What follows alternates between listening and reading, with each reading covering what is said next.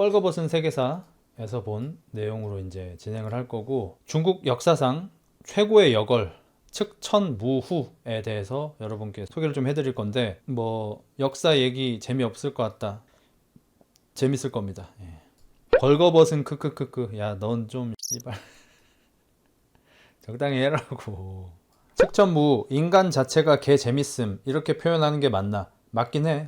그러니까 뭐 요즘에 테토니어 많잖아. 뭐 내가 서양까진 모르겠고 아시아 한정, 아시아 역대 최고 테토니어 측천무후라는 사람이 있습니다. 이 사람은 과연 누구냐? 측천무후는 중국 역사상 전무, 이전에도 없었고 후무, 후에도 없는 여황제입니다.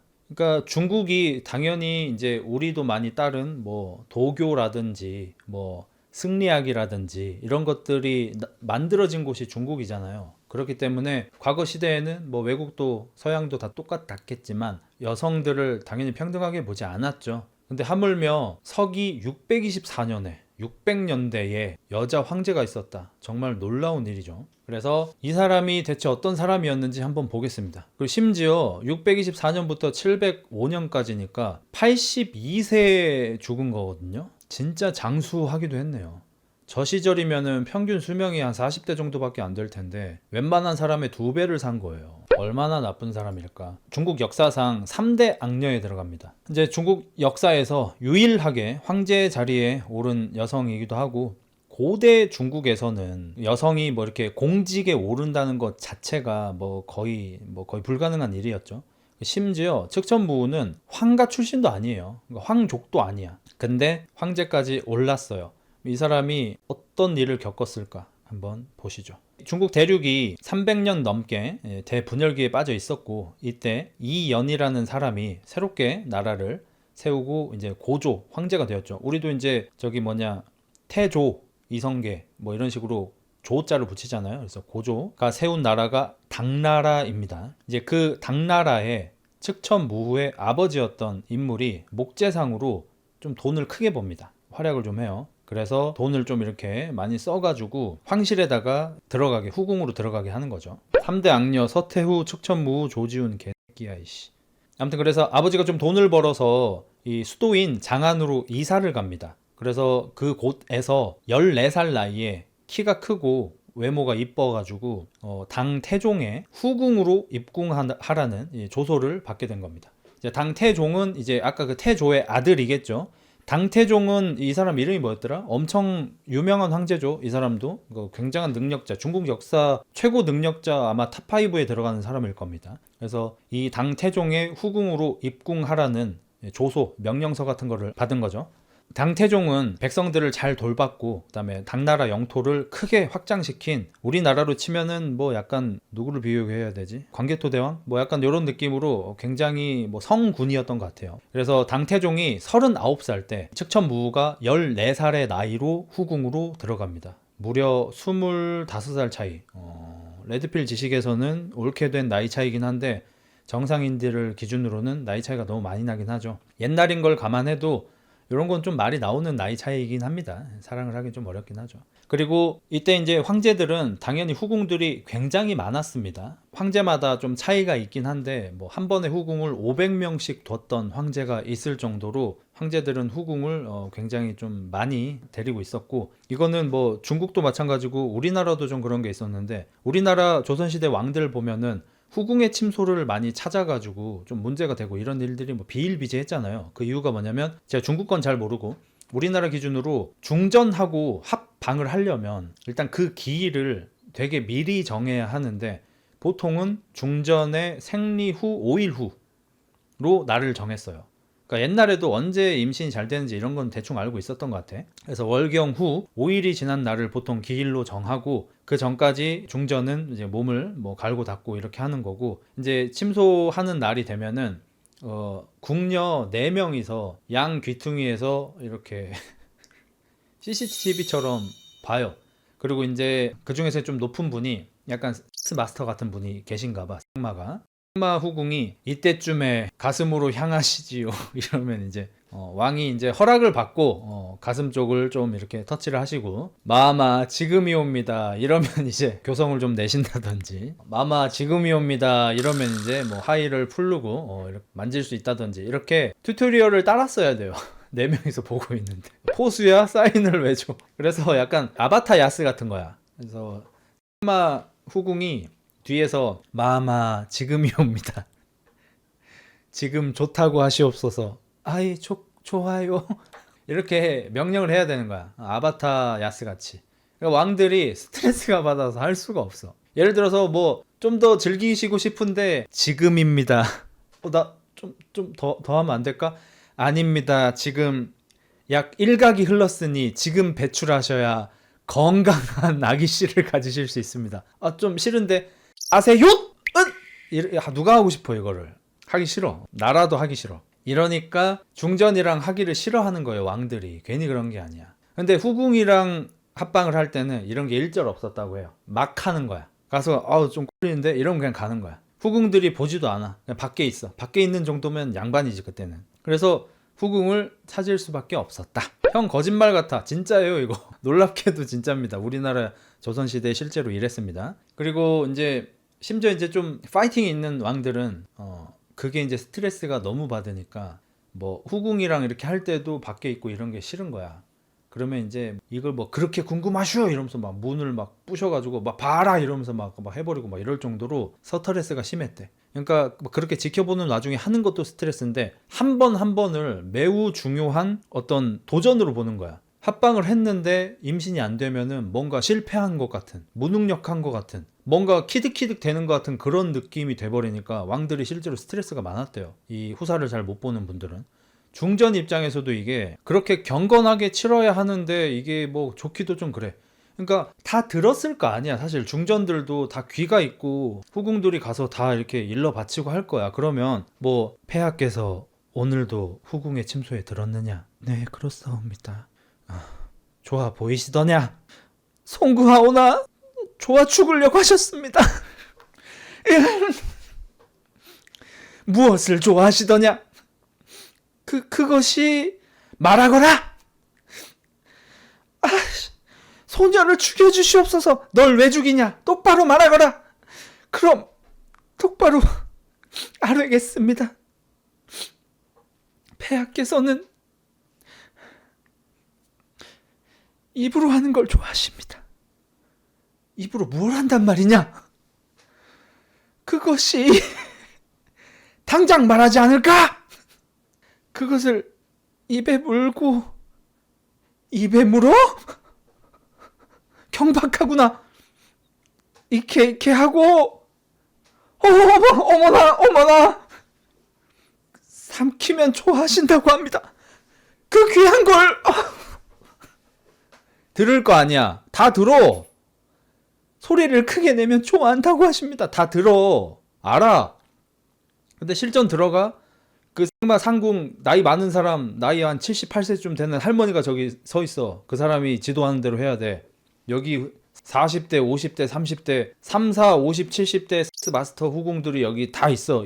섹스 마스터 후궁도 웃겨. 얘들 해본 적이 없어. 섹스 마스터 가로 열고 천연음악 보유 약간 이런 거야. 그러니까 거기 후궁들 중에서 야스를 가장 잘 아는 사람들을 뽑아온 거 아니야. 30대, 40대, 70대 대표로. 근데 걔들이 아다야. 다 글로 배웠어. 후궁이니까 당연히. 후궁은 하면 안 되니까. 얘들 말 들어야 돼. 그럼 난 들었어. 이게 장희빈이 이걸 해주니까 우리 폐하가 좋아하시더라. 알아. 알면 뭐하냐고. 거기서 이제 소리를 내면 좋아한다고 하셨지. 마마 경박하옵니다. 알겠네. 네 조용히 함세. 그만 타박하시게. 폐하 이건 어떠실까요? 마마 뭐 하시는 것이옵니까? 아니 후궁들이랑은 곧잘 이렇게 하신다기에 채통을 지키시옵소서. 한 나라의 어미시옵니다. 이지랄 하는데 씨발 왕의 마음을 어떻게 얻냐고. 씨발 기술이 다 막혔는데. 후궁들은 다 16렙 찍고 씨발 궁이 3레벨이고 QW ER을 3개씩 다 찍은 애들이 막 Q, W, E, R, R, E, Q, R, 평타, R, E, Q, A 이발 연병 떨고 있는데 중전은 씨발 Q 스킬 하나로 어떻게 그걸 이기냐고. 씨발 못 이기지. 페이커도 못 이기지 그거는. 16렙이면 나도 1렙 페이커 이겨 라인전. 야 이느야 나 진짜 궁금해서 물어보는데 여기서 갑자기 QWER 노래 가사는 왜 쓰는 거냐 이 미친 새끼야.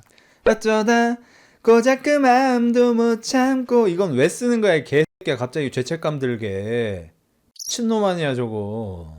별 연병 지랄을 떨었더니 갑자기 경건하게 그런 건 왜 쓰냐고. 형 QWER 노래 안 해? 아 저 냥냥냥냥 좋아해요. 뭔가 주눅 들어있는 게 뭔가 매력있어. 야 이 개새끼야 저 읽지도 못하겠다 이 개새끼들아. 신새끼들 아니야 저거. 하지마 씨발 새끼야. 전 제가 좋아하면 언급을 많이 안 하잖아요. QWER 좋아하기 때문에 언급을 많이 안 하는 거예요. 피해가 될 수 있으니까. 신새끼들 저거 진짜. 아무튼 축천무후가 14살에 39살인 당태종의 후궁으로 들어갔지만 이 중국은 우리나라보다도 더 후궁이 많았고 그것들을 관리를 잘 하기 위해서 정 3품부터 8품까지, 그러니까 여자는 2품 1품은 안 되는 거네. 후궁을 이렇게 자리하게 피라미드식으로 구성을 한 거예요. 그래서 높은 후궁은 3품, 4품, 5품, 6품, 7품, 8품. 그리고 측천무후는 안 나왔는데 좀 후순인가 봐요. 뭐 한 7품, 8품 되나 봐. 8푼인가 봐. 그럼에도 불구하고 측천무후가 이뻤어. 살이 하얗고 키가 크고 얼굴이 이뻤대요. 그래서 당태종의 눈에 들어서 잠깐, 진짜 잠깐이지만 예쁨을 좀 받았습니다. 측천무후가 약간 당태종의 관심을 좀 받게 되어서 당태종이 한 번은 후궁들 모아놓고 물었대요. 질문을 했대. 만약에 굉장히 다루기 어려운 좀 성격이 고약한 말이 있다면 어떻게 길들일 수 있을까라고 하니까 후궁들이 뭐 저마다 뭐 당근을 좋아야 합니다, 채찍을 쳐야 합니다, 뭐 이런 답변을 했겠죠. 근데 측천무후가 한 얘기가 뭐냐면 만약에 저라면 소의 꼬리로 만든 채찍으로 휘둘러서 다스려 보고 그래도 말을 듣지 않는다면 쇠 몽둥이로 대가리를 내려칠 겁니다. 그래도 정 안 된다면 직접 말의 목을 따면 됩니다. 14살짜리 여자애가. 황제면 얼마나 어려워요. 말을 어떻게 길들이겠나 하니까 일단 채찍 좀 때려보고요. 말을 안 들으면 쇠몽둥이로 대가리를 쳐보고요. 그래도 정신을 안 차리면 목을 따버리죠.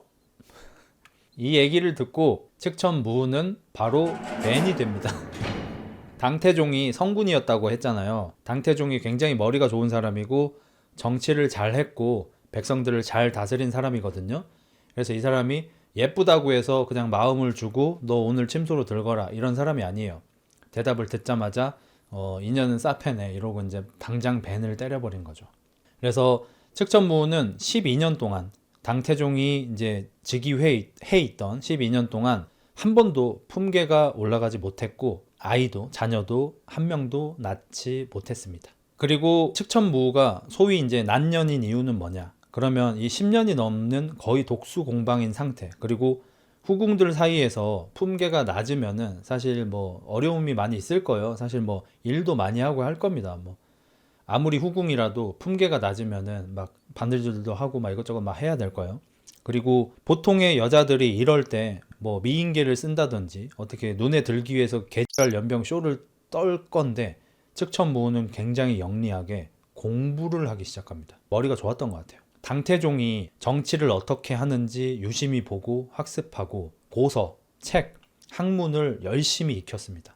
그래서 상당히 똑똑해집니다. 애초에 똑똑했던 것 같고, 그러니까 지식을 많이 쌓게 됩니다. 그리고 당태종이 40대 후반이 되었을 때, 그러니까 39살 때 만났는데 40대 후반, 그러니까 대충 한 10여 년쯤 흘렀을 때 당태종이 이제 몸져 눕습니다.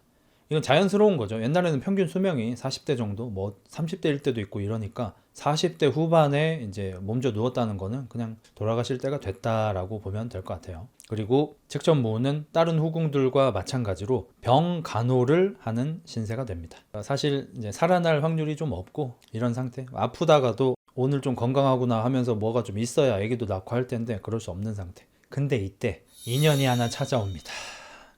이제 당태종에 수발을 들면서 병 간호를 하면서 의미 없는 시간, 힘든 시간을 보내고 있었는데, 그러니까 3교대로 했겠죠. 잠도 못 자고 하고 있는데 당태종의 아들, 그러니까 다음 황제가 되는 18살의 당태종의 아들과 태자와 눈이 맞습니다. 서프라이즈. 당태종이 40대 후반, 그리고 태자, 아들인 태자가 18살, 그리고 측천무후가 24살. 그러니까 어우씨, 어떻게 새엄마랑 어떻게 약간 이럴 수 있는데 나이 차이가 6살 차이밖에 안 나. 4살에서 6살 정도밖에 차이가 안 나는 거예요. 그래서 아버지가 자고 있을 때 새엄마와 점점점을 해버립니다. 이 당태종은 상당히 어진 군주였는데 태자는 성격이 굉장히 온화하고 온순하고 좋은 게 좋은 거지라는 그런 성격이었다고 해요. 그래서 결단력 같은 것도 좀 없었고 좀 아버지 같은 그런 성군이 되긴 좀 어려운 그런 사람이었던 것 같아요. 그런 와중에 연상의 미모의 여인이랑 자꾸 이렇게 만나게 되니까 좀 마음이 동했던 것 같습니다. 어쨌든 그렇게 상당히 몇 개월 동안 이렇게 태자하고 좋은 시간을 보냈고요. 당태종이 이제 돌아가십니다. 그리고 당태종이 죽고 나서 당태종의 아이를 낳지 못한 후궁들은 전부 절간으로 보내집니다. 절에 들어가서 비구니가 되어야 합니다. 그러니까 황제하고 몸을 섞었던 사이인데 혹은 황제의 후궁이었던 여자인데 다른 남자와 재혼을 하면 당연히 안 되겠죠. 그래서 황제가 죽고 나서도 그 여자들이 다른 남자를 만나면 안 되니까 비구니로 만드는 게 기본이었습니다. 아이를 낳은 사람은 계속해서 궁에서 살면 되지만 아이를 낳지 못한 후궁들은 그래야 합니다. 그래서 몇몇 후궁들, 그러니까 풍계가 낮은 후궁들하고 같이 절에 들어가서 비구니가 되었고 매우 힘든 생을 살아갑니다. 대가리를 빡빡 밀고 공양을 하면서, 그리고 돌아가신 황제폐하 우리 남편이 극락으로 갔길 기도하면서 돌아가시고 나서도 행복하시길 바라는 그런 기도만 하루 종일 올려야 하고 음식도 채식만 해야 하는, 궁에서 그렇게 맛있는 거 먹다가 채식만 해야 하는 그런 신세가 되어버린 거죠. 그리고 또 한 번 기회가 좀 찾아오는데 그건 바로 당태종이 죽고 나서 1년째 제사를 지내고 이제 당태종께 기도를 올려야 하는 그런 행사가 있어요. 그래서 새롭게 황제가 된 태자, 당태종의 아들이 그 절에 와서 아버지가 극락왕생 뭐 하실 수 있게 그 기도를 하는 그런 행사를 그 절에 찾아왔고요. 그때 측천무후가 태양권이라도 써서 무슨 수를 써서든지 자기가 여기에 있다는 거를 알렸고요. 황제가 된 태자는 측천무후를 발견하고 대머리 오히려 좋아. 거기서 이제 또 분가분가를 하고요. 그 후로 황제가 된 태자는 자기가 독실한 불교 신자가 됐다면서, 신실한 불교 신자가 됐다면서 시간만 나면 절간을 들락거리기 시작합니다. 정무를 보다가도 시간이 나면 네, 부처님 좀 보고 와야겠네. 아우, 피곤하지 않으시겠습니까, 황제 폐하? 아니네, 나는 황제가 아니었다면 이미 불교에 귀의했을 거네. 불교가 모든 것이네. 이러니까 신하들도 진짜 참된 군주다, 성군이다. 지금 다른 황제들, 막 선대 황제들은 막 계집질하고 술 먹고 난리 부르스를 피우는데 이분은 직무만 보고 나면은 그냥 절에 가가지고 기도만 올리는구나. 대단하신 양반이다. 마음을 쌓는구나. 절에서 bun가bun가. 주지스님이 칫솔하고 좀 나눠주나요? 닥쳐 이 새끼야. 쓸데없는 소리 하지마. 주지스님이 그걸 왜 나눠줘? 그리고 측천무후는 절에서 임신을 하게 됩니다. 아, 이거 진짜. 근데 절이 공기가 좋으면 임신이 잘 되긴 하나 봐. 어차피 아버지 아팠을 때 아빠 옆에서 주무시고 계시면 옆에서도 열심히 하시고 했는데 거기서는 임신을 안 했는데 절에서는 또 임신이 되네. 주지 스님과 뷰지 비구니는 나가, 이 개새끼야.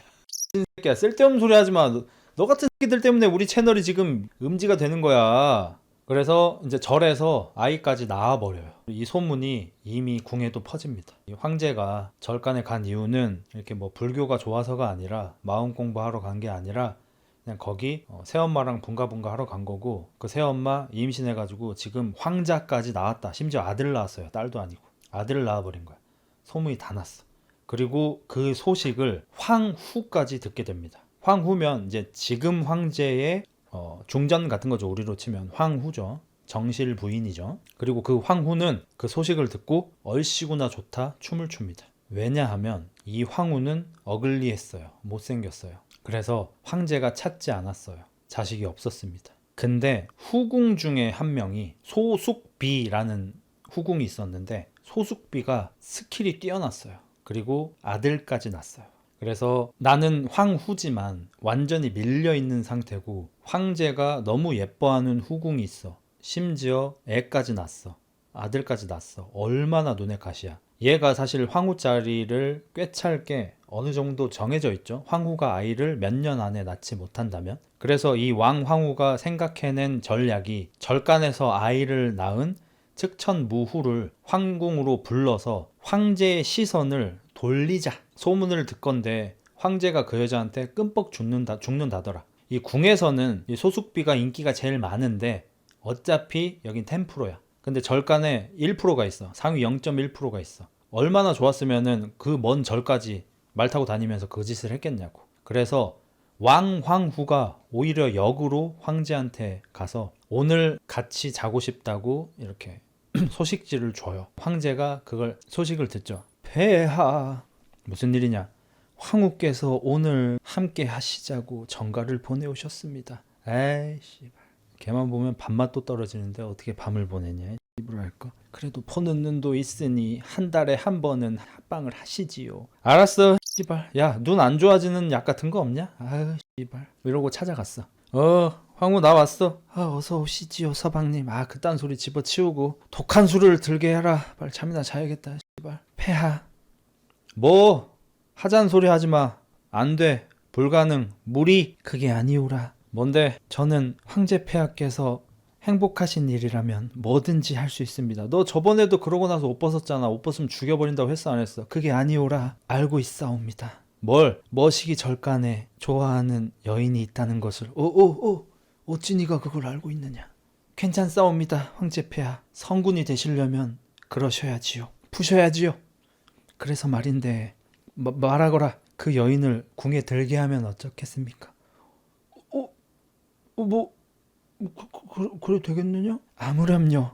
저는 황제 폐하의 행복 말고는 아무것도 바라는 게 없습니다. 아니 황후인 자네가 그렇게 뭐 해준다면야 나는 뭐 좋지. 뭐 내가 눈 딱 감고 뽀뽀 정도는 해주마 해서 궁에 들어갑니다. 그래서 14살에 궁에 들어서 당태종이 12년 뒤에 죽고 측천무후가 절간에서 4년 정도 처박혀 있었고 30살쯤에 다시 재입궁을 하게 됩니다. 근데 선대 황제의 후궁이었는데 그리고 현 황제보다 4살이네요. 4살이나 연상인데 이런 사람이 이제 궁으로 들어오기가 쉽지는 않았을 거 아니야. 그래서 왕황후가 엄청나게 적극적으로 푸시를 한 것 같아요. 그리고 푸시를 한 이유가 뭐냐면 그러니까 지금 소숙비는 후사까지 생산을 해버렸고 황제의 예쁨을 받고 있는 정식 후 궁이잖아. 품계도 높았던 것 같아요. 얘는 사실 황후가 되어버릴 수 있어요. 근데 측천무후는 어차피 전 황제의 후궁이기도 했고 나이도 많잖아. 이러니까 얘는 날고 기어봤자 어차피 그냥 엔조이다. 어차피 그냥 약간 놀이개다. 이렇게 생각을 했던 것 같아요. 굉장히 잘못된 판단이었죠. 근데 어쨌든 왕황후의 전략은 성공했습니다. 측천무후가 궁으로 들자 황제는 더 이상 소숙비를 찾지 않게 됐어요. 소숙비가 찬밥이 됐습니다. 그냥 허구한 날 측천무후의 침소에만 들었고 그렇게 둘은 숙색을 하였답니다. 그렇게 예쁨을 받다 보니까 정이품까지 올라갔대요.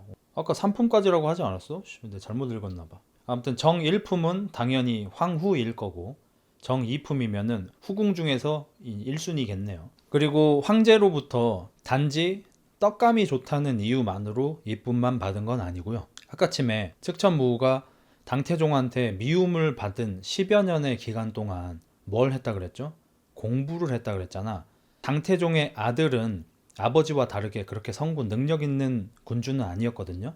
그래서 정치적으로 좀 어려움이 있었는데 측천무후가 머리가 좋고 공부를 많이 했고 특히나 이 정치적인 감각이 좋고 당태종이 했던 모든 일을 거의 몸에 흡수를 해버린 거야. 머리에 다 외웠어. 당태종이었으면 이렇게 했을 거다라는 거를. 그래서 마치 당태종처럼 정치적인 조언을 해주고 정치적인 동반자가 되어버렸어요. 이게 정말 무섭죠. 우리나라든 중국이든 이 황제, 왕들이 뭐 어려워하는 존재이자 또 도움을 많이 받는 존재가 두 가지가 있잖아요. 일단 외척. 그러니까 와이프의 집안에 도움도 받아야 되지만 도움을 많이 받다 보면은 여기가 힘이 너무 세져서 나중에 휘둘리게 되고 힘들어지고, 또 내시들의 도움. 내시들의 도움을 많이 받으면 좋은데 얘들의 힘이 너무 많이 커지면은 또 나라가 많이 흔들거리고, 이런 것 때문에 문제인데, 이 당태종의 아들은 어쨌든 능력이 좀 부족했기 때문에 측천무후의 도움을 안 받을 수가 없었어요. 그래서 낮에는 정치적인 파트너로서, 밤에는 엄청난 세파로서, 그러니까 안 좋아할 수가 없는 거죠.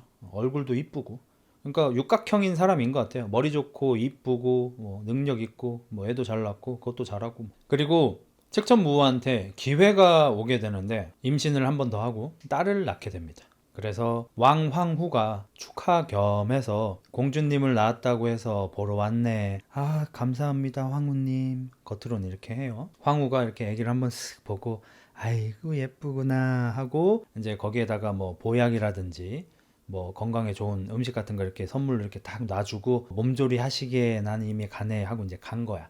이게 여자들의 파트가 이렇게 끝나고 나면은 그때 이제 아버지인 황제가 가서 딸내미 얼굴 한번 보러 가겠죠. 애기 낳고 나서 황후가 다녀가고 황제가 지금 딸을 보러 온다는 소식을 듣자마자 측천무후는 자신의 딸을 살해합니다.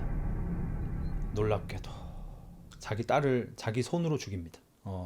기구 폐쇄성 질식사로 베개로 입을 막아서 숨을 못 쉬게 해서 죽여버리고요. 그대로 눕혀놓습니다. 그리고 옆에 누워서 이제 몸조리를 하는 척을 하고요. 황제가 들어와서 아이고 우리 딸 이러면서 안아봤는데 아이가 죽어 있었죠. 황제가 놀라서 아니 아이가 죽지 않았느냐 이러면서 어떻게 된 일이야 하면서 소리를 막 지르니까 측천무후가 답합니다.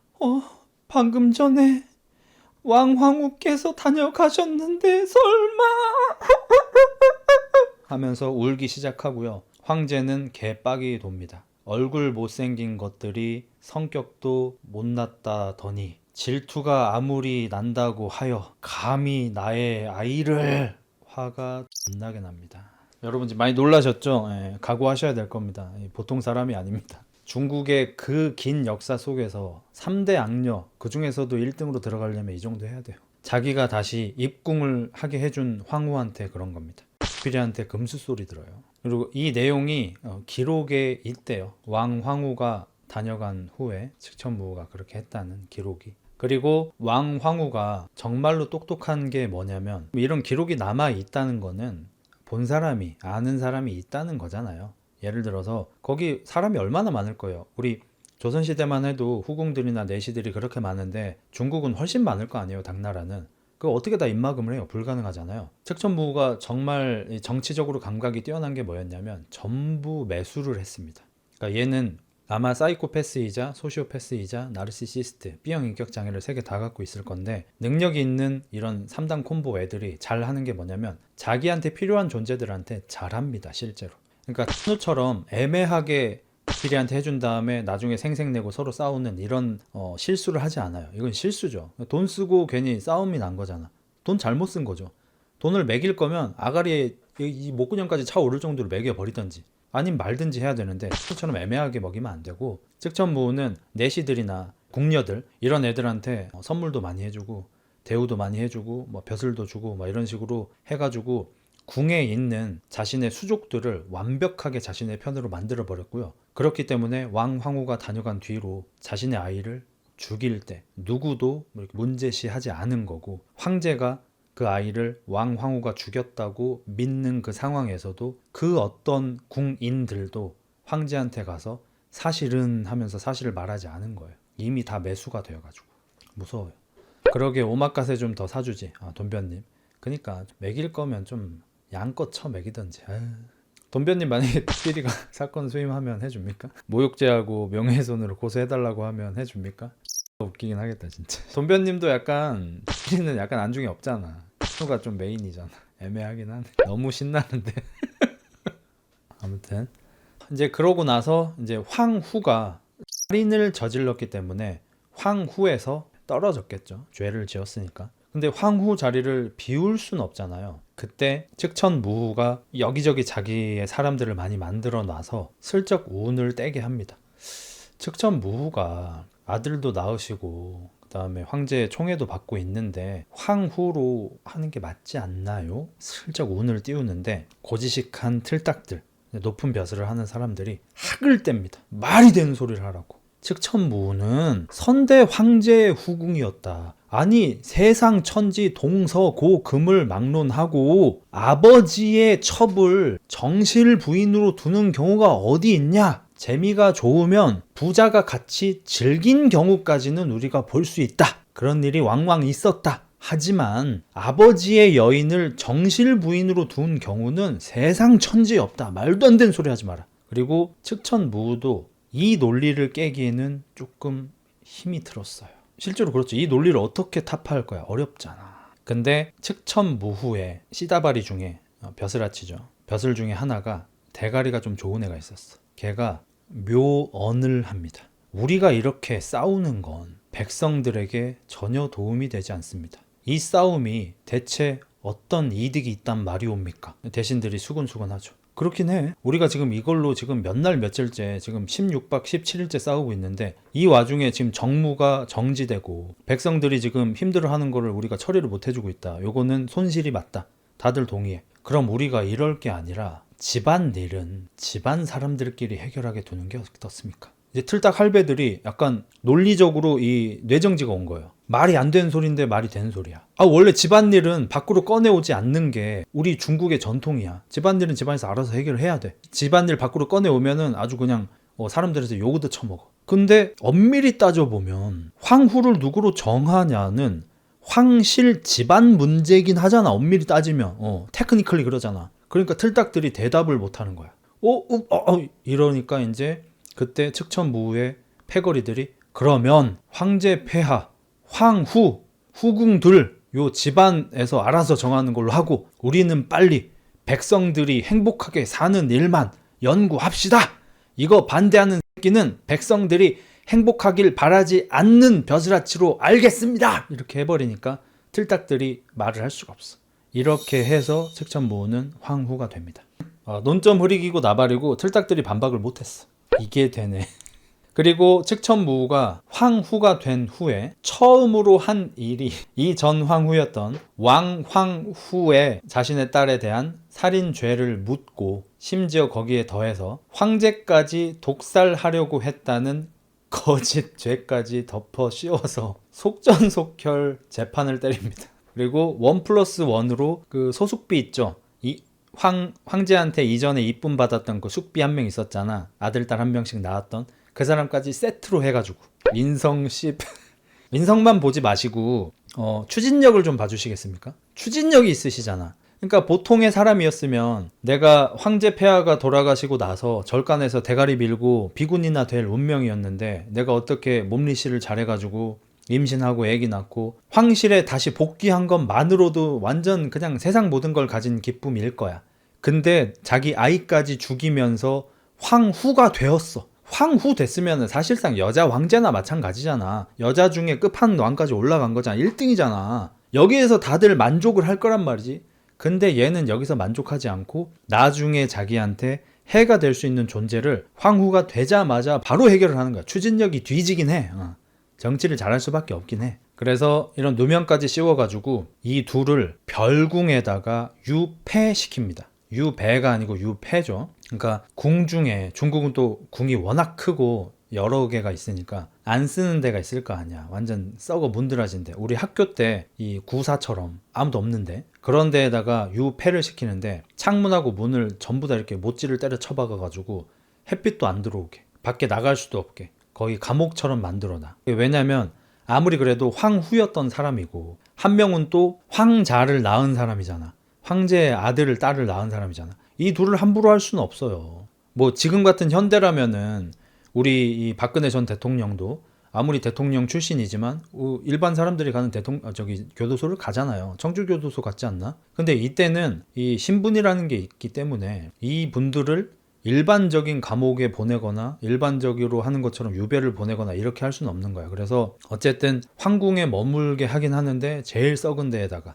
못질까지 해서 햇빛이 전혀 안 들게 이렇게 해놓은 거야. 그렇게 시간이 좀 지나서 어느 날 황제가 한 3번 정도 하고 현자 타임이 왔을 때, 아 맞다, 옛날에 그 내 아내들, 이 생각난 거예요. 내가 이제는 좀 정치적인 안정기에 들어갔어. 측천무후가 정치를 잘해서 어떤 위험도 없고 안정적인 황제가 되었어. 그리고 이제 뭐 아들들도 낳았고 나라도 잘 굴러가고 있어.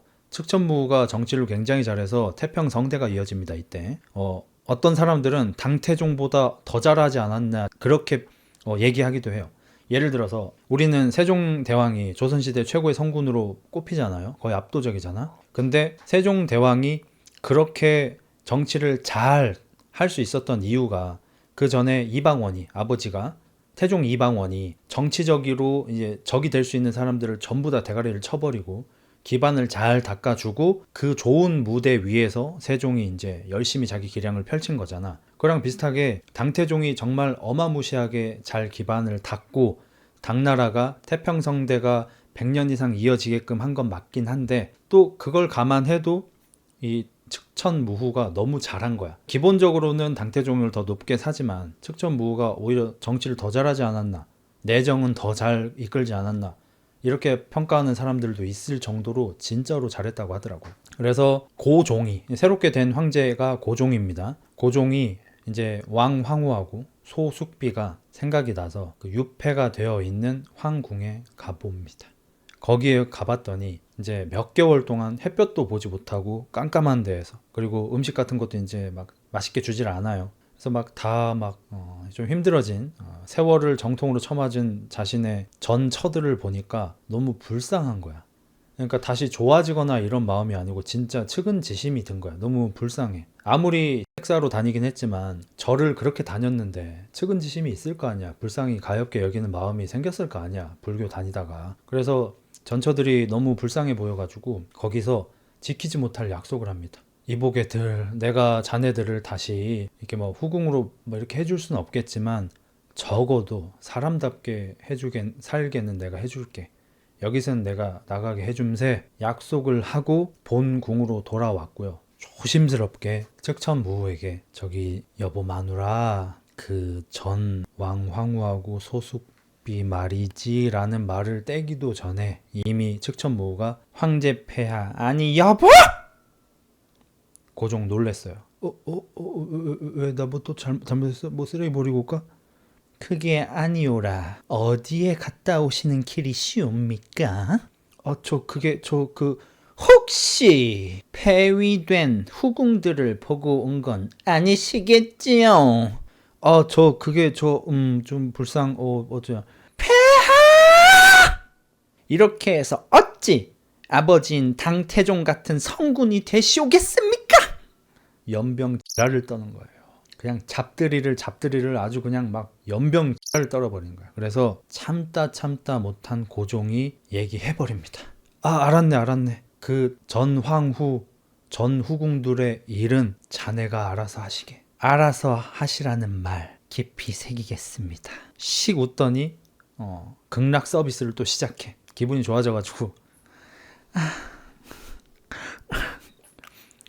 고종은 또 행복한 밤을 보냈어요. 그리고 잊고 있었어. 그냥 잊어버렸어. 그냥 잊을란다. 몰라. 나 뭐 왕황후고 뭐 소숙비고 나발이고 그거 생각하면 괜히 와이프한테 혼나고 나 복잡한 거 싫어. 나 그냥 행복하게 살래. 맛있는 거 먹고 밤에 땡따 하고 그냥 애기들 귀여운 거 재롱 부리는 거나 보고 이렇게 살래. 어차피 정치는 측천무후가 다 하잖아. 나 몰라.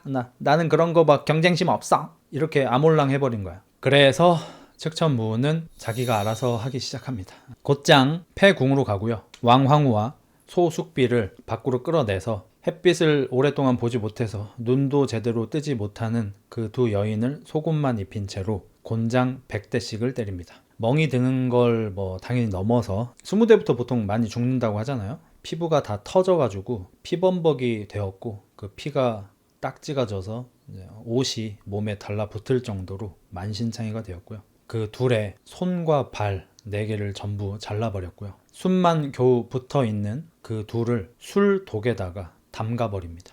그 상태로 이제 며칠 동안 고통에 몸부림치다가 죽었고요. 차라리 그냥 어디 던져놨으면은 빨리라도 죽었을 텐데, 술독이면은 아무래도 고통스럽지만 알코올 때문에 소독이 아무래도 좀 돼버릴 거고, 그리고 막 이렇게 목이 마르고 어쩌고 저쩌고 할 때 뭐 술도 조금씩 마시면서 또 술에도 칼로리가 있고 할 거라 아마 오히려 더 오래 살려두려고 이지를 하지 않았을까 싶어요. 에휴, 어쨌든 뭐 그때 왕 황후는 모든 걸 체념하고 그냥 빨리 죽기를 바랐다고 하고요. 소숙비는 자기가 황후가 되어서 자기 아들이 황제가 되는 꿈까지 꿨을 거 아니에요. 그리고 사실 거의 실현 근처까지 왔었잖아. 그랬었어 그런지 몰라도, 아니면 천성이 그런지 몰라도 온갖 욕설과 저주를 퍼부었다고 해요. 측천무후한테. 손발이 잘리고 온 피부가 터진 상태로 술독에 빠져서 나는 고양이로 다시 태어나고 무씨 너는 쥐로 태어나서 너는 나에게 영원히 목을 물려 죽는 처지가 될 것이다 라는 저주를 퍼부었고, 측천무후가 또 뭐 이런 샤머니즘을 믿었는지 이 이후로 궁 내에서 절대로 고양이를 키우지 못하게 했다고 합니다. 씨발. 아 존나 웃기긴 하네. 그러니까 이 정도 악녀잖아. 자기 딸을 손수 죽일 정도로 악녀고, 자기 라이벌이라고 해서 손발을 자르고 술독에 담가서 죽여버리는 악녀인데, 그 와중에 술독에 빠져서 죽어가고 있는 이미 패배한 자신의 라이벌이 잘 듣거라 무씨, 내가 죽어서도 널 용서치 않으리. 나는 죽어서 고양이로 다시 태어날 것이고 너가 이 새에서 아무리 부귀 영화를 노린다 한들 언젠간 죽어 쥐로 태어날 것이다. 그리고 너는 영원히 나에게 목을 물려 죽는 처지가 될 것이다. 이러고 죽으면, 이 정도 악녀인 측천무후라면 일반적으로 우리가 예상할 수 있는 거는 이제 고작 할 수 있는 것이 저주밖에 안 남은 것이냐. 네가 고양이로 태어난다면 내 무릎 관절을 위해 고아 먹겠다 이러면서 고양이를 그날부터 처먹을 것 같잖아. 근데 웃기게도 샤머니즘은 또 오지게 처믿었나 봐. 저주를 들은 다음에 황후마마 어쩐 일이시옵니까? 나를 저주하면서 죽었다. 황후마마 괴념치 마시옵소서. 죽어가는 마당에 악에 바쳐 한 소리일 뿐이옵니다. 그년이 내가 죽어도, 내가 다음 생에 다시 쥐로 태어나도 고양이가 되어서 날 죽이겠다잖아. 당장 이 궁 안에 있는 모든 고양이를 없애거라. 그리고 앞으로 다시는 궁에서 고양이를 키우지 못하게 하거라. 손숙비 특별법. 그럼 쥐가 많아질 텐데. 그리고 이제 측천무후는 황후가 되었잖아요. 근데 이전 소숙비의 아들이 태자였잖아. 당연한 얘기지만 태자를 바꾸자고 합니다. 그래서 소숙비의 아들이었던 4살밖에 안 된, 죄송합니다. 4살밖에 안 된 아들은 이제 측천무후의 아들이고요. 그 전에 태자를 궁에서 쫓아낸 다음에 죽이고 자기 아들, 4살짜리 아들을 태자에 앉힙니다. 그러면 아무리 여기 고종이 좀 뭐 유약하고 뭐 이런 성격이라고 해도 황제인데, 거기에다가 태자를, 그러니까 자기 전처들 2명을 죽이는 거는 뭐 그렇다고 쳐요. 근데 태자까지 죽였잖아. 태자는 자기 아들이잖아. 그러니까 새 아내를 얻었는데 새로운 아내가 내 전처와의 아들을 죽인다면 그걸 누가 용서할 수가 있겠어요. 근데 황제는 왜 용서를 했냐? 사실 용서를 한 게 아니고, 사실상 측천무후가 정사의 주요 부분을 다 담당하고 있고, 고종은 그냥 허수아비까지는 아닙니다. 뭐 그 정도까지 하진 않았지만 그냥 사람 자체가 뭐 이런 걸 하고 싶어 하지 않고 뭐 열심히 막 이렇게 경쟁적으로 살고 싶어 하는 사람이 아니다 보니까 측천무후 없이는 정무를 볼 수가 없는 거예요. 그러니까 용서를 하고 말고의 문제가 아니라 측천무후를 벌할 수가 없는 거예요. 측천무후가 없어지면 자기의 황제 자리도 위험해져요. 고종은 다 무능하네. 그래서 후에 약간 이름이 그렇게 지어진 거 아닐까 싶기도 하고, 후에 지어지기도 하잖아. 아무튼 측천무후는 모든 뜻을 이룬 것 같죠. 절간에 있다가 궁으로 들어왔고 황후가 되었고, 자신의 라이벌이라 할 수 있는 왕황후와 소숙비까지 죽였고, 자기 아들을 태자로까지 앉혔어요. 모든 걸 다 한 것 같잖아. 근데 아까 말했다시피 추진력이 진짜 뒤진 사람이에요. 곧바로 3번째 목표 들어갑니다. 그게 뭐냐면 자기가 황후가 되는 걸 반대하던 개국공신 틀딱들, 이 틀딱들을 전부 지방으로 좌천시키거나 영모로 모함해서 다 죽여버립니다. 특히나 주요 인물들은 영모로 몰아서 그 가족까지 3대를 다 죽여버립니다. 와, 진짜 대단하긴 하다. 자신한테 충성을 바친 대신들만 전부 다 임명을 해서 조정을 다 장악해버려요. 이세민 자식 농사 망했네. 아, 그러게 말입니다. 뭔가 좀 능력 있던 왕들이, 황제들이 좀 자식 농사를 성공하는 경우가 그렇게 많지는 않은 것 같아요. 적은 것 같아. 그리고 측천무후가 이렇게 온 궁을 이제 장악을 하고 뭐 사실상 거의 뭐 황제나 다름없이 살고 있는 동안, 근데 황제나 다름없이 산다고 해서 동탁같이 한 게 아니에요. 동탁도 황제나 다름없이 살았잖아요. 그러면서 자기 멋대로 행동하고 이유 없이 사람들 재미로 죽이고 여자만 보이면 막 겁탈하고 이런 개신짓을 했는데, 측천무후는 황제처럼 살았다는 게 황제처럼 안하무인으로 자기 하고 싶은 일 하면서 산 게 아니라 황제처럼 국정을 돌봤다는 거예요. 실제로 권력이 어마어마하게 강해졌고, 또 어떻게 또 고종이 건강이 좀 크게 악화됩니다. 이제 막 33살밖에 안 됐는데 시력이 나빠져서 앞이 잘 보이지 않게 됐고, 중풍이 와서 풍을 맞아서 팔다리가 마비되어서 제대로 걷고 움직이지도 못하게 됐대요. 33살 나이에. 아마도 당뇨 합병증 같죠. 이때는 이런 게 되게 많았을 텐데, 옛날에는 원래 우리가 정제된 탄수화물을 먹지 못했어야 하잖아요. 우리 역사를, 인류 역사를 보면. 근데 인류가 갑자기 너무 빠르게 발달을 하면서 우리가 탄수화물을 너무 많이 먹을 수 있게 되어버렸고, 특히 현대인들은 정제 탄수화물을 많이 먹게 되어버렸잖아요. 저 때가 서기 600년 되면 현대사회처럼 뭐 정제 탄수화물을 먹진 못하더라도 저 당시 황제면은 사실 쌀밥이라든지 떡이라든지 수정과 식혜 뭐 이렇게 단 탄수화물 음식을 많이 먹을 거란 말이에요. 고기만 많이 먹는 게 아니고 조총육아 이런 것도 막 입에 달고 살았을 거란 말이야. 그래서 아마 저 시대에는 당뇨병을 진짜 많이 얻었을 것 같고, 뭐 이렇게 갑자기 시력이 떨어진다든지 팔다리를 못 쓰게 된다든지 이런 게 이제 당뇨 합병증으로 많이 오시죠. 꿀도 많이 먹었을 것 같고. 그래서 황제가 이렇게 아파졌기 때문에 이제 측천무후가 뭐 거의 모든 정무를 보게 되었고, 이제 더 이상 뭐 그녀한테 반기를 드는 세력 자체도 아예 다 없어져 버렸죠. 그리고 측천무후가 정말 추진력이 대단하고 머리도 좋은 게 아직까지도 방심을 하지 않아요. 진짜 99점을 맞은 상태잖아. 전교 1등 99점이야. 평균 99점인데 아직도 방심을 하지 않아. 전 과목 중에서 딱 하나 틀린 애인데도 방심을 하지 않고, 고종이 병을 얻자 이마저도 자신한테 유리하게 이용을 하는데, 그건 바로 후궁의 숫자를 압도적으로 줄여버립니다. 그러니까 고종이 지금 눈도 안 보이고 팔다리도 제대로 못 쓰고 있는 이런 상태임에도 불구하고 어느 후궁이 임신을 하고 사내 아이를 낳아서 자신한테 좀 해가 될 수 있다. 그러니까 1000분의 10,000분의 1의 확률로라도 내가 될 수 있는 건 그거밖에 없다라고 판단을 하고 후궁의 숫자를 줄여버립니다. 추진력이 진짜 미쳤어요.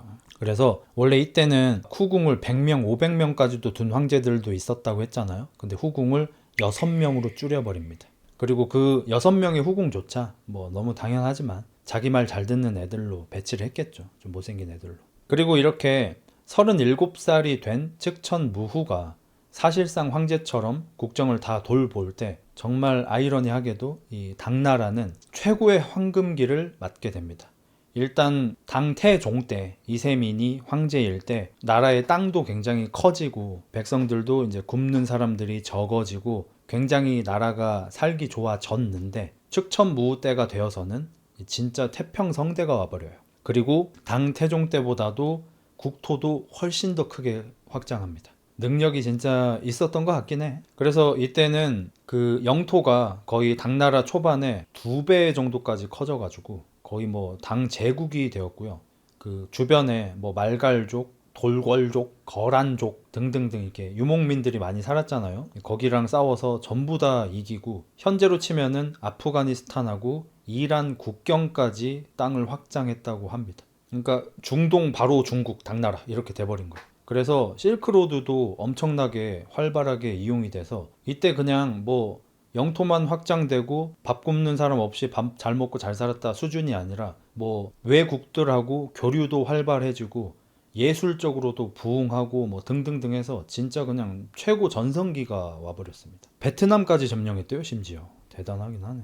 그리고 이제 뭐 많은 정치를 잘하는 사람이 그랬듯 측천무후도 건업 12조라는 뭐 강령 같은 걸 만들어서 반드시 지키게 했대요. 그래서 농업에 전념할 수 있도록 세금을 적절하게만 걷고, 이 세금을 과하게 걷는 이 탐관 오리 새끼들 있으면 다 모가지 잘라버리고, 이런 걸 잘해야 돼. 농업서 같은 거를 발간해서 이렇게 농사를 지으면은 농사가 안 망한다, 이런 걸 전국에 뿌려서 농사도 굉장히 성공적으로 되게 되었고, 경제가 나날이 발전해서 백성들이 정말 살기 좋은 때가 되었다고 해요. 사실 이게 되니까 여자로서 황제가 나중에 되는 거죠. 그러니까 이게 이렇게 옛날인데 지금도 사실 여성 차별이 아직도 우리나라에 남아 있고, 어느 정도 조금씩은 틀딱들도 있고 하니까. 그리고 우리보다 후진국들에서는 여성 차별이 엄청 심하잖아요. 660년인데 이거 뭐 당연히 여성 차별이 오질 텐데, 남자 아래라고 볼 텐데 여자가 황제를 해? 백성들이 납득을 못 해. 근데 그 사람이 우리를 이렇게 배불리 먹게 해준 사람이야. 외침이 없게 만들어준 사람이야. 어디 서양에서 카레 같은 거 갖고 와서 먹게 해준 사람이야. 바나나 먹게 해준 사람이야. 이거는 안 따를 수가 없어요. 비슷하게 보면 삼국지가 되게 된 이유가 한나라 후기 때, 후한 때, 그때 저거 십상시들이 연병 지랄을 떨어가지고 전국적으로 굶어 죽는 사람이 너무 많이 나오고, 이 이민족들이 계속 쳐들어오는데 나라에서 막아주지도 않으니까 맨날 약탈을 당하고, 근데 또 세금은 오지게 빨아가고, 이런 연병 지랄이 나니까 굶어 죽느니 씨발 죽창이라도 한번 찔러보고 죽자 해서 황건적의 난, 황건당의 난이 일어난 거잖아요. 그러니까 후한 시기에도 정치를 잘하고 나라를 잘 다스렸으면 황건적의 난 같은 게 일어났겠습니까? 안 일어나죠. 그러니까 측천무후는 어떻게 보면 제가 최근에 많이 생각하면서 사는 게, 나한테 이득이 되는 행동을 하자, 그러면 더 착해질 수 있다, 역으로. 이 생각을 하면서 산다고 했잖아요. 여기서도 볼 수 있는 게, 측천무후가 만약에 권력을 잡고 나서 나태해지고 불방망이들 모아가지고 밤에 그냥 즐겁고 맛있는 거 처먹고 씹돼지 되고 이랬으면 오히려 인생이 망하는 거죠. 여자 황제도 절대 못 되죠. 근데 나는 아직도 야망이 남아있어. 난 황제가 될 거야. 야망이 이렇게 큰 사람이니까 오히려 역으로 과거 후한에 삼국시대의 역사서를 읽고, 아, 백성들이 안정치 못하면 내가 될 수가 있겠구나. 학습을 하고 백성들을 안녕하게 만들 수도 있는 거예요. 물론 어떤 이유로 그렇게 했는지 난 알 수는 없지만, 제가 요즘에 생각하고 있는 그런 이론이 상당 부분 맞긴 해요. 물론 제가 만들고 그런 건 아닙니다. 뭐 아주 많은 사람들이 이렇게 살고 있죠. 그래서 여러분도 약간 이런 것에서도 그냥 보지 마시고 조금 인생에 도움을 받으시면 어떨까 싶어요. 저는 이런 거 보면서 도움을 받거든요. 실제로 삼국지 보면서도 그렇고, 여러분이 뭐 롤 같은 거 할 때 좀 꼴 보기 싫은 새끼 있으면 이 새끼 이겨주기 싫다면서 게임 던져버리고, 누군가하고 전혀 이득이 없는 싸움으로 인생을 낭비하고 시간을 낭비하고, 내가 재미있게 즐겁게 영화라도 한 편 보고 게임이라도 한 판 할 수 있고 재미있는 소설책이라도 볼 수 있는 그 시간에 커뮤니티 들어가서 막 키보드 배틀 뜨고 이지랄 하는 게 인생이 낭비고 여러분한테 손해라는 거예요. 그리고 그런 행동을 하면 여러분은 나쁜 사람이 되고 여러분 인생에 도움이 안 되고. 근데 반면에, 아, 이건 나한테 이득이 안 돼, 이 꼴 보기 싫은 애가 있지만 나는 이기고 싶어, 티어를 올리고 싶어, 이기면 기분 좋아, 게임 던진 새끼 있어도 열심히 해버리고, 커뮤니티 들어갔는데 이상한 새끼가 있어, 말 섞지 말고 그 시간에 영화를 한 편 보고 재미있는 흑자 방송을 한번 보고 책이라도 한 자 더 읽고, 이렇게 하시면 여러분 인생에도 훨씬 도움이 되신다는 거죠. 그리고 이때 측천무후는 이제 40대 후반이 되었고요. 이제 말년에 들어가죠. 80살까지 살지 몰랐을 거 아니야, 이때는. 40대 후반이 되어서 큰 위협이 되는 라이벌이 등장하게 됩니다, 드디어. 그게 누구냐? 아들. 미치겠다, 진짜. 고종과 사이에서 4명의 아들을 낳았어요. 사이가 좋았으니까. 그리고 큰아들은 측천무후가 4살일 때 태자 자리에 앉힌 그 아들입니다. 그 아들이 장성해서 황제가 되어야 할 때가 온 거죠. 그리고 이 태자는 원래 머리는 엄마 머리 담는 거니까 능력이 뛰어나서 대신들의 지지를 많이 받았다고 해요. 그래서 서서히 실권자로 부상을 하고 있었어. 근데 제가 측천무후를 소시오패스, 사이코패스, 나르시시스트라고 판단하는 이유가, 나르시시스트는 심지어, 모두 다 그런 건 아니지만 심지어 자기 딸 아들조차도 질투를 합니다. 샘을 냅니다. 많이 그래요. 그래서 엄마가 나르인 딸들은 정말 많이 힘들다고 하죠. 최고 힘들다고 하죠. 측천무후는 아들까지 질투를 많이 했고요. 무슨 이유에서인지는 모르겠지만 24살 때 측천무후의 아들 태자가 갑자기 급사합니다. 급사를 하게 된 경위가 측천무후를 의심할 수밖에 없게 하는데, 측천무후 전에 황후였던 게 왕황후였고, 왕황후는 후사가 없었지만 소숙비라는 후궁이 아들도 있었고 딸이 2명이 있었거든요. 그리고 왕황후랑 소숙비는 정말 비참하게 죽임을 당했잖아요. 근데 그 소숙비의 2 공주는 40살이 될 때까지, 어려서부터 지금까지 계속 궁에 유폐되어 있는 상태였습니다. 40살이 됐는데 출가를 못해.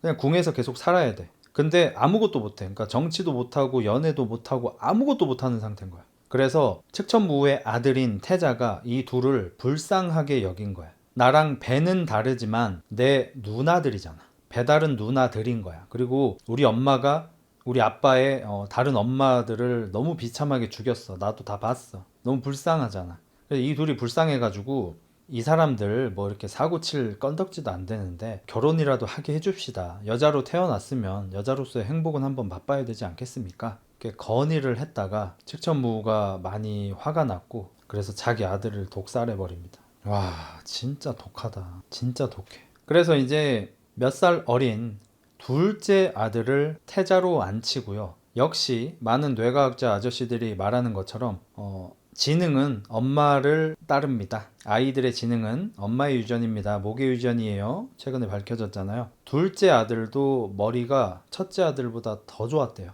능력이 더 뛰어나서, 그리고 심지어 성품까지 좋아서, 그러니까 약간 도덕 윤리적으로는 아빠 닮고 지능은 엄마를 닮은 진짜 육각형 아들들인 거죠. 참 귀하긴 합니다, 이런 사람들. 그래서 둘째 아들도 점점 실세를 장악하기 시작했어요. 그냥 능력이 뛰어나고 성품이 좋으니까. 그리고 측천무후는 그 둘째 아들마저도 5년 만에 반역죄로 몰아서 폐위시킵니다.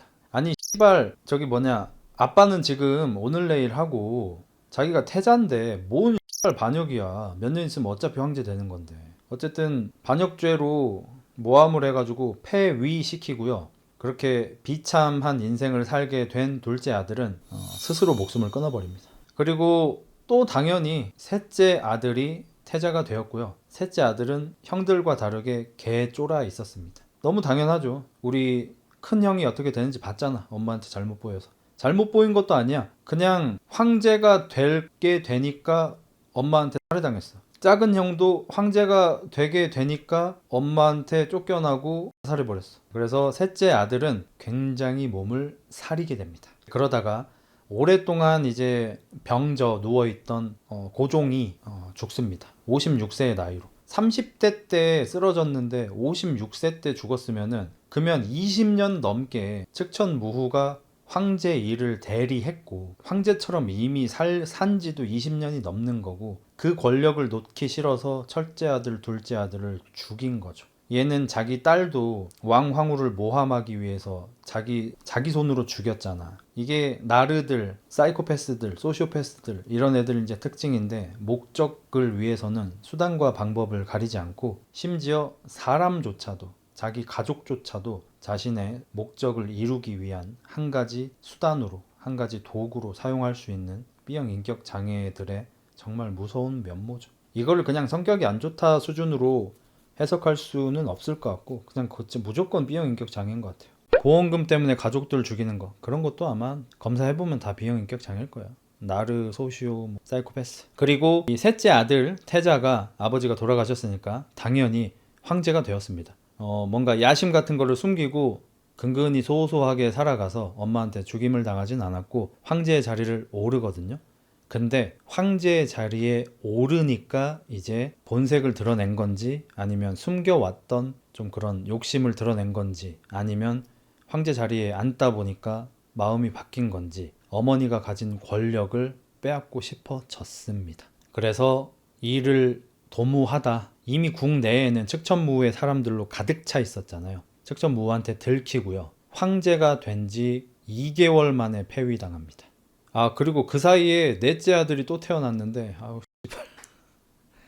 병상에 20년이나 누워 있었으니까 컨디션 좋을 때 하나씩 만들었나 봐. 넷째 아들이 또 있었대요. 셋째가 끝이 아니네. 넷째 아들을 황제 자리로 앉히고요. 넷째 아들이 황제인데 아예 궁궐에 가둬놓고 외부 소식조차 주고받지 못하게 철저하게 감시하고 그냥 이 궁 안에서 맛있는 거 먹고 예쁜 여자랑 땡뜨나 하세요. 황제 폐하. 이렇게 거의 감옥에다가, 고급 감옥에다가, 여러분이 갇히고 싶은 그런 감옥에다가 가둬놓고 모든 국정은 측천무후가 봤다고 합니다. 그리고 이제 거의 30년 가까이 황제처럼 살다 보니까 자신이 진짜 황제가 되고 싶어졌고요. 근데 자기가 황후가 되려고 했을 때도 그 역사적으로 예의 막 이런 거, 도 이런 거 찾으면서 반대를 했던 그 틀딱들을, 그리고 백성들의 민심을 설득하기는 좀 어렵다고 판단을 했습니다. 측천무후도.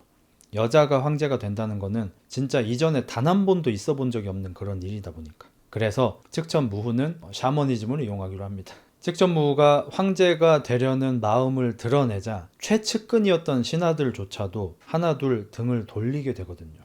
그 정도로 여자가 황제가 된다는 건 아예 말이 안 됐던 거야. 그래서 샤머니즘을 이용하게 해요. 이제 죄송합니다. 이제 그 사이에 서경업이라는 한 관리가 측천무후가 황제가 되려고 한다는 그런 얘기를 듣고 진짜 이건 아니다. 내가 여태까지 측천무후가 굉장히 악독한 짓을 저질렀지만, 그리고 정권을 잡고 있지만 무서워서가 아니라 백성들이 잘 먹고 잘 살게 해주니까 가만히 참고 있었는데, 아무리 그래도 여자가 황제? 이거는 못 참지. 이러면서 군대를 10만 명을 거병해가지고 진짜로 역모를 일으켜버려요. 이게 이제 멍청한 아군의 정석인데, 측천무후는 그 소식을 듣고 씩 웃으면서 서경업의 난을 간단하게 제압한 다음에 자신을 반대하는 그런 신하들을 다 역모로 모함해서 또 다 죽여버리고요. 샤머니즘을 이용해서 나라 곳곳에다가 예언 같은 게 나오는 것처럼, 예를 들어서 간밤에 몰래 물고기 배 안에다가 글씨를 쓴 돌을 하나 매겨놔. 그런 고기들을 막 풀어. 그러면 어부들이 그 고기를 잡다가 그런 고기가 잡힐 거 아니야. 먹으려고 배를 딱 땄는데 안에 돌이 나와. 아이씨 뭐야 하고 봤는데 그 돌에다가 막 여황제 뭐 이런 식으로 써 있는 거야. 그래서 노래를 만들어. 옥강상제께서 바라는 일은 당나라의 여자 황제가 나오는 것, 막 이런 노래를 만들어 가지고 애들한테 막 시켜. 그래서 애들이 막 고무줄 놀이 하면서, 당나라의 때는 고무가 없었겠지만 대충 놀면서 그런 노래를 막 부르고, 고기가 잡히면 여자 황제라는 글씨가 써진 막 돌이 나오고, 어디 절간에 갔더니 막 어떤 괴이한 일이 일어났는데 모든 게 여자 황제가 태어난다는 그런 것들이 샤머니즘적인 거니까 나오는 거야. 그리고 그게 통했어요. 그리고 그 사이에, 그러니까 점점 이제 백성의 마음을 돌리고 있는 그 와중에 자기를 반대하는 신하들은 어떻게 감시를 했냐면, 일단 이전에 반대를 했던 애들은 아까 무슨 난이야, 서경석의 난 때 얼추 정리를 했어. 근데 지금 있는 신하들 중에서도 반대하는 애가 있을 수가 있잖아. 그래서 누가 맨날 잘못 얘기하는 그 오가작동처럼 신하들 사이에서 서로가 서로를 믿지 못하게 밀고 시스템을 만들었어요. 궁에다가 마음의 소리 함을 만들어서 거기에다가 다이렉트로 밀고를 할 수 있게 만들어서, 만약에 누군가가 측천무후에 대한 안 좋은 소리를 하면은 바로 밀고를 하면 바로 데리고 가서 죽여버려요. 이러니까 서로가 서로를 감시하면서 오가작동하면서 측천무후를 이렇게 반할 세력 자체가 생겨나지도 못해, 싹 트지도 못하게 돼버려요. 이 정도면 제갈량급 머리 아니냐, 약간 사마이과인 것 같아. 그리고 이제 그런 와중에 자기 말을 잘 듣고 똑똑한 사람 있으면 또 관직도 내리고 막 이렇게 했다고 해요. 그리고 이렇게 밀고를 당한 애들을 특별히 관리하는 홍리라는 관리를, 새로운 관직을 만들어서 고용을 했는데 다 건달들.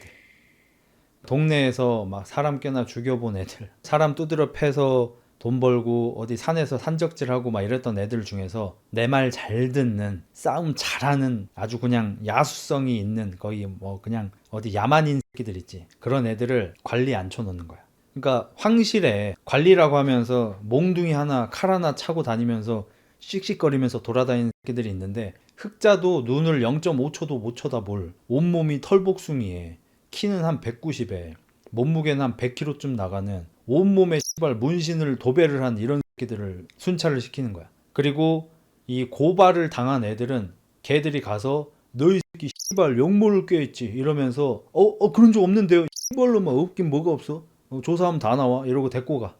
데리고 가가지고 뭐 일단 조지는 거야. 일단 손가락 하나 자르고 얘기하자잉 뭐 이러면서 다 불 수밖에 없잖아. 어떻게 사람이 견뎌? 못 견디겠죠.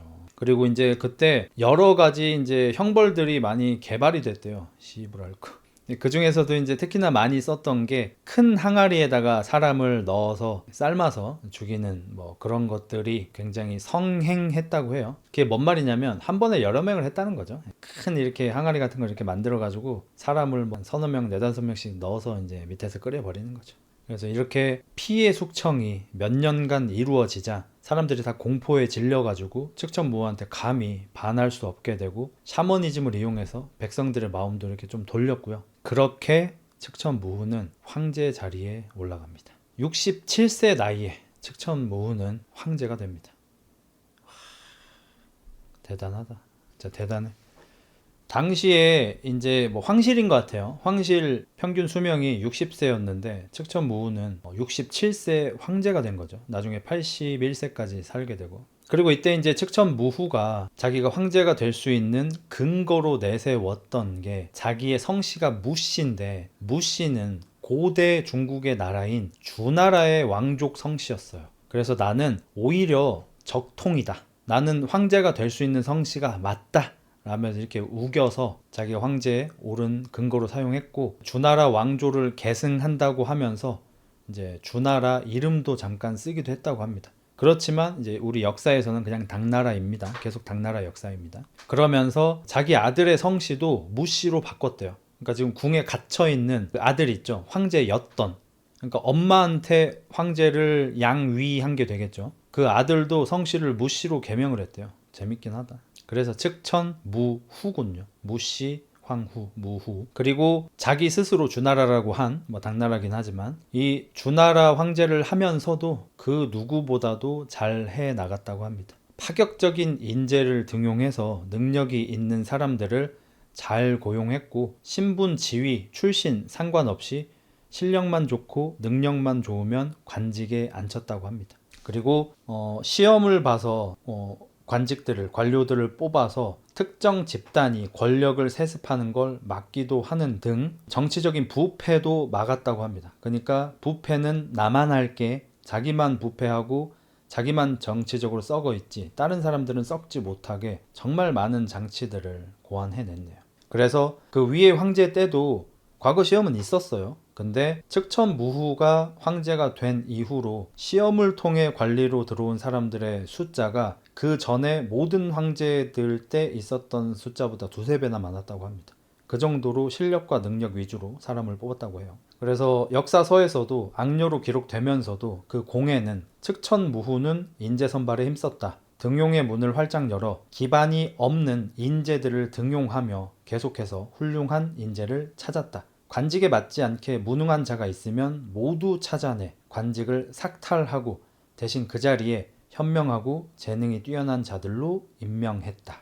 진짜 나쁜 년인데 잘하긴 했네요. 정말 나쁜 년인데 잘하긴 했어요. 그리고 이 측천무후가 얼마나 정치를 잘 했는지 다른 거 필요 없이 가장 확실하게 알 수 있는 게 뭐냐면 가구 수, 그러니까 그때 인구를 일일이 세기는 좀 어려웠고 가구 수는 그때도 통계를 계속 내고 있었거든요. 그래서 고종 초기에 652년에는 그때 당나라의 가구 수가 385만 가구였다고 해요. 385만 호. 근데 측천무후가 황제가 된 705년경에는 600만 호를 넘겼다고 합니다. 그러니까 측천무후가 정치를 하고 실세를 잡고 50년 동안 가구 수가 거의 2배, 그러니까 인구가 거의 2배가 늘었습니다. 그러니까 일은 진짜 존나 잘했나 봐요. 아까 말했던 것처럼 이렇게 부패만 잘 잡은 게 아니라 농업이나 상업이나 심지어 수공업 같은 것도 발달을 하게 되고 외교도 굉장히 잘했고 무역도 굉장히 활발하게 일어났다고 합니다. 그래서 중국 역사에서 측천무후가 나라를 통치하던 시기를 당태종하고 비빈다라고 평가를 한다고 해요. 능력은 진짜 찐입니다. 그리고 이렇게 나라가 많이 번성하고 말년이 되자, 이것부터 할까?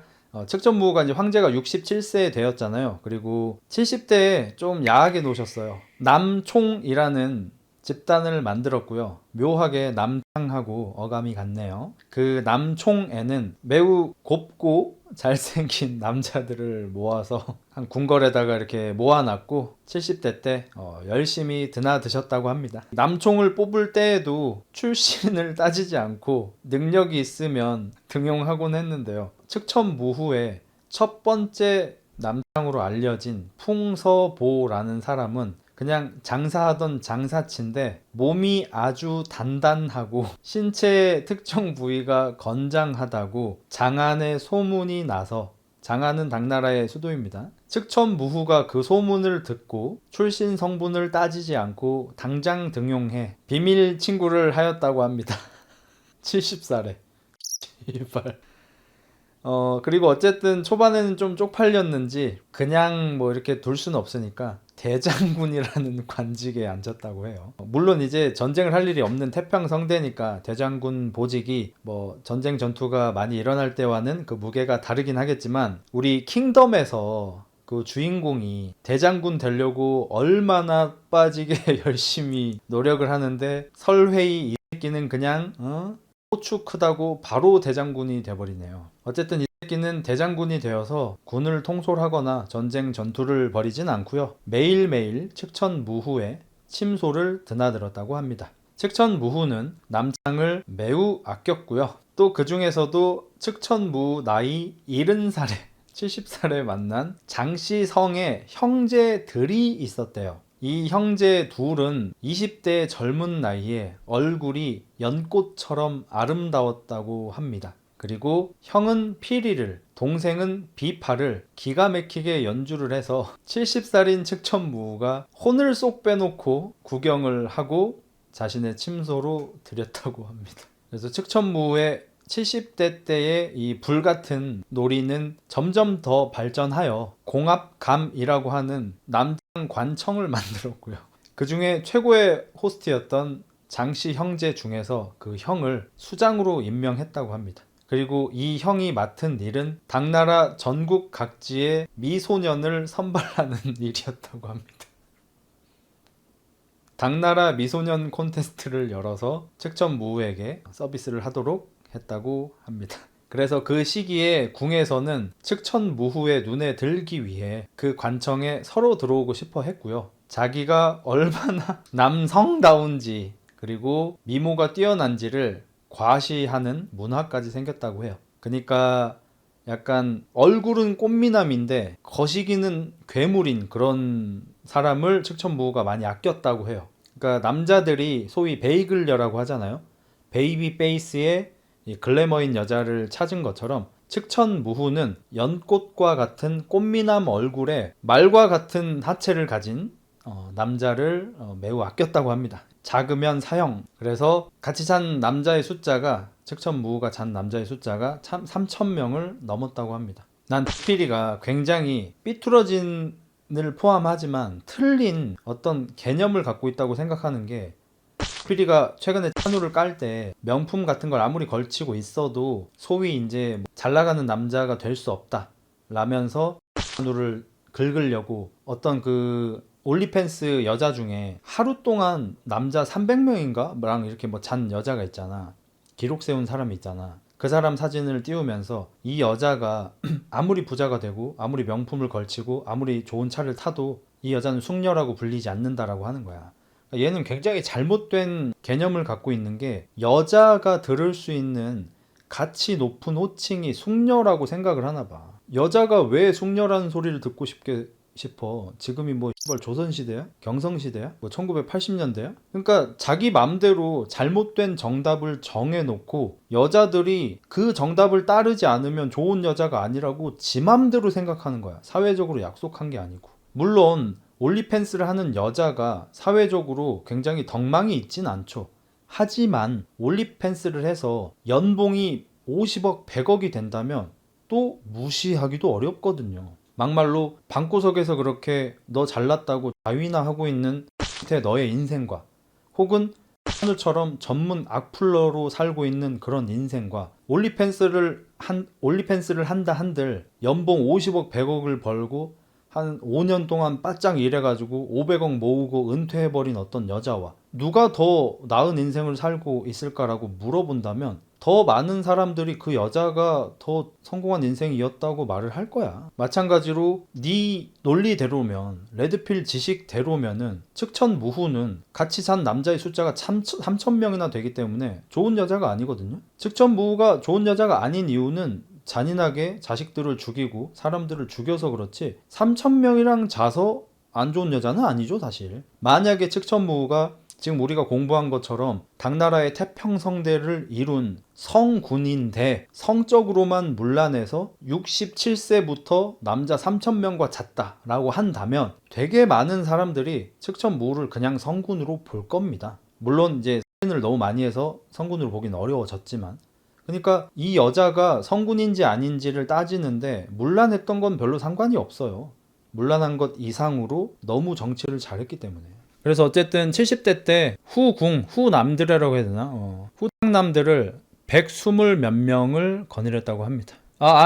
죄송합니다. 잘못 봤습니다. 보통 당나라 때 황제들이 평균적으로 후궁을 120명 정도 뒀고, 당나라의 현종은 궁녀가 4만 명이나 있었는데 측천무후가 이렇게 문란하게 성생활을 했다고 뭐라고 하는 거는 시대적 성차별에 가깝다라고 얘기를 하네요. 저도 뭐 똑같이 생각합니다. 사실 여자가 황제가 안 됐으면 모르겠는데 측천무후가 이미 황제가 됐는데, 황제가 된 상태에서 다른 황제들이 그랬듯 성적으로 즐긴 거 가지고 뭐라고 하는 건 좀 그런 것 같습니다. 황제면 뭐 그럴 수 있지. 아니 서기 600년 700년의 황제인데 뭐 그럴 수 있죠. 뭐 시대가 그런 시대인데. 측천무후는 그렇게 이제 70대 후반 80세가 되었고, 말년이 되자 갑자기 착한 사람 행세를 했다고 합니다. 705년 82세가 되어서 중병에 들어서 몸져 눕자, 이때 죽습니다. 측천무후의 두 아들을 앞세워서 쿠데타가 일어나고요. 황제 자리를 아들들한테 물려주라고 강요도 받습니다.